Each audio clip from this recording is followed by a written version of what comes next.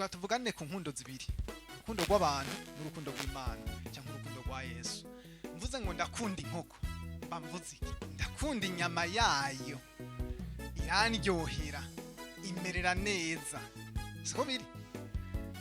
Mvuze ngo ndakunda Yesu, urakunda Yesu. Mvuze nti ndakunda Yesu, urya ntaho wosanga umukunda kubera ibyo aguha. Je nahavuye nsanga urukundo dukunda abantu abacu, urukundo dukunda Imana, rushobora kuba rusanga rujya rukundo dukunda inkoko.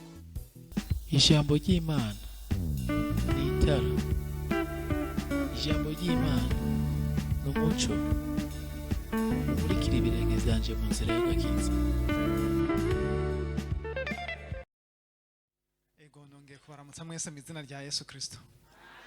Yesu arakoze aduhaye kano kanya n'ubu buntu, turanezerewe cyane kuba hagati yanyu.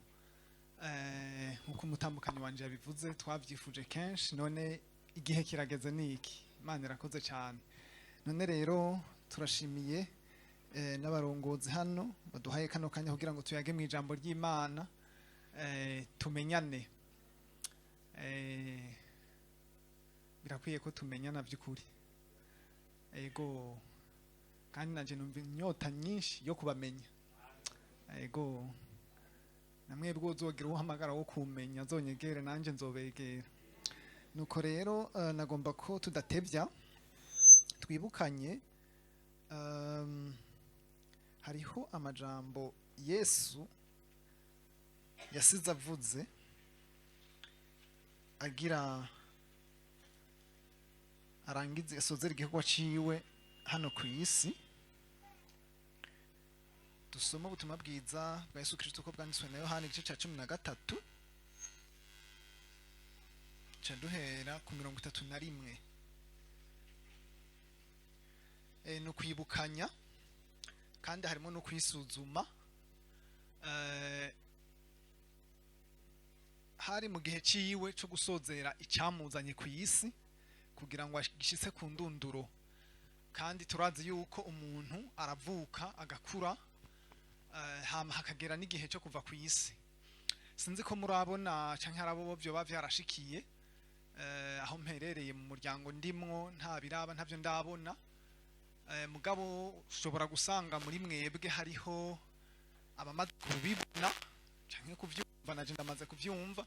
Ugasanga umuvyeyi mu muryango yarakuze canke yaragwaye, akumva ko ari hafi kugenda, agasiga amajambo akavuga. Hari naho aho hambere haheze baraga, sinzi mu Kirundi ko hari ijambo ribivuga, muga mu Gifaransa bavuga ngo ni testament. Sinzi ko mu Kirundi hoba hari ijambo rivuga testament rihari. Ni amasezerano canke icyo aba yifuza ko kizosigara kirakoreka atari hakiri. Rero Yesu agenda, hariho icyagezwe yasize. Tugisome rero, havuga ngo icyagezwe gisha, nibaza ko mwagezeyo. Yohana 13 duhere ku 31. Icyagezwe gisha. Nuko amaze gusohoka, Yesu aravuga ati noneho umwana w'umuntu arashimagijwe, kandi Imana ishimagirijwe muri we. Kandi Imana kwishimagirijwe muri we, nayo izomushimagiriza muri yo, kandi izomushimagiza vuba. Bana bato, ndacyari kumwe namwe akanya gato. Muzondondera, ariko nkuko nabwiye abayuda, ntahonje ntimushobora gushikayo. Niko none ndababwira namwe, ndabaha icyagezwe gisha. Aho rero niho nashaka 3:4 3:5. Ndabaha icyagezwe gisha, nimukundane nkuko nabakunze, abariko namwe mukundana. Nimwagiriranira urukundo, niho bose bazomenya ko murabigishwa banje. Abigishwa ba Yesu bari hano, baduza amaboko turabe. Okay, nta numwe avuyemo, twese turabigishwa ba Yesu. Twisuzume rero, mbwira mugenzi wawe ntitwisuzume. Murakoze. Ndabaha icyagezwe gisha, nimukundane nkuko nabakunze. Twatuvugane ku nkundo zibiri, urukundo rw'abantu n'urukundo rw'Imana cyangwa urukundo rwa Yesu. Mvuze nti ndakunda imodoka, mba mvuze iki? Mvuze nti kamfatire ko ivyo bintu bibiri gusa kugira tuziga mu mwanya. Mvuze ngo ndakunda inkoko mba mvuze iki? Ndakunda inyama yayo, irandyohera, imerera neza, siko biri? Mvuze ngo ndakunda imodoka naho mba mvuze iki? Ikimfasha, ndakunda kugendera mu modoka, iramfasha kwiyunguruza gushika ku byo nshaka. Naribajije akabazo gatoyi, nka hamwe nk'inkoko ndiko navuga nti ndakunda inkoko, ikumva yuko gatahura ivyo mvuze, buye ugumira iruhande yanje. Okay, uku kwisuzuma rero ndagomba mu vyimvire ko cyane. Dufate akanya ngomba ndabaha akarorero ku mutambukanye wanje, haguruka gatoyi. Nkumvuze nti ndakunda umutambukanye wanje, rwa rukundo rw'imodoka n'inkoko canke biratandukanye. Niwicara, biratandukanye, ariko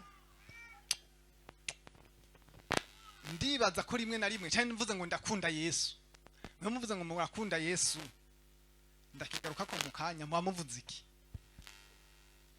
Mvuze ngo ndakunda Yesu, urakunda Yesu, uvuze nti ndakunda Yesu.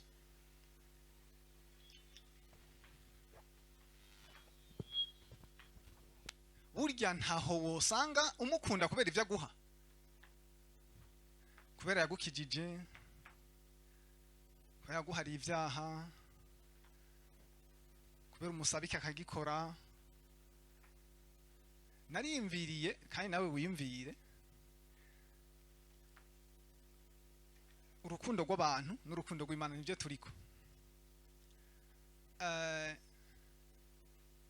Harya burya kundira muri Yesu atari uko dukunda Yesu, gasanga twikundira muri Yesu, nitwe twikunda muga twikundira muri we, atari uko tumukunda by'ukuri.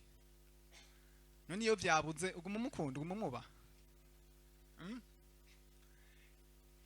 Iyo wamutwara atevye kuwishura kandi n'ubu hariya atarishura, ndabesha. Usenga gute? Uvuga iki? Turi muri twisuzume. Urukundo rw'Imana, urukundo rw'abantu sindabishikako neza, mugande ko ndakubwira ngo iyo ukunda, vuze ngo ndakunda Yesu,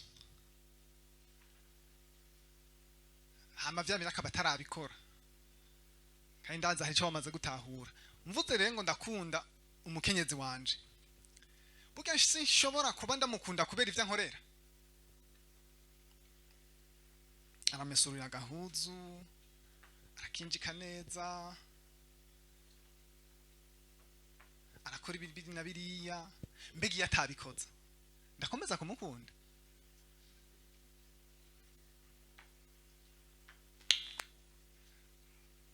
Je nahavuye nsanga urukundo dukunda abantu abacu, urukundo dukunda Imana, rushobora kuba rusanga rujya rukundo dukunda inkoko. Mugerageze mwisuzume neza, nasanze birashushe urukundo rw'abantu, nacinda gwita urukundo rw'abantu, ugasanga impamvu dutera gukunda umuntu nicyo tumukurako, impamvu dutera gukunda Yesu nicyo tumukurako. Mugabo Yesu yavuze ngo ndabaha icyagezwe gisha, nimukundane nk'uko nabakunze. Urukundo rw'Imana, urukundo rw'abantu mwagumvise kandi murarutahura naho mubaye murabibona. Urukundo rwa Yesu rero, mukundane nk'uko nagize gute? Nabakunze. Yadukunze gute? Hajya dukura kwiki? Yajya turondera kwiki? Mu ncamake urukundo rw'abantu n'urukundo ruronka, nukuvuga ukunda umuntu kubera icyo waronse. Ariko urukundo rwa Yesu ngo kuko urukundo Imana yadukunze ariko rwatumye igira iki? Itanga. Urukundo rw'Imana n'urukundo rutanga umwana wayo. jewe mfise batatu bwasha nk'ubuyoza ati mpumwe yoyo yari umwe gusa mpumwe kandi niyo yabampaye cyangwa sinzi ko byonyorohera kandi nabo sinzi ko byokorohera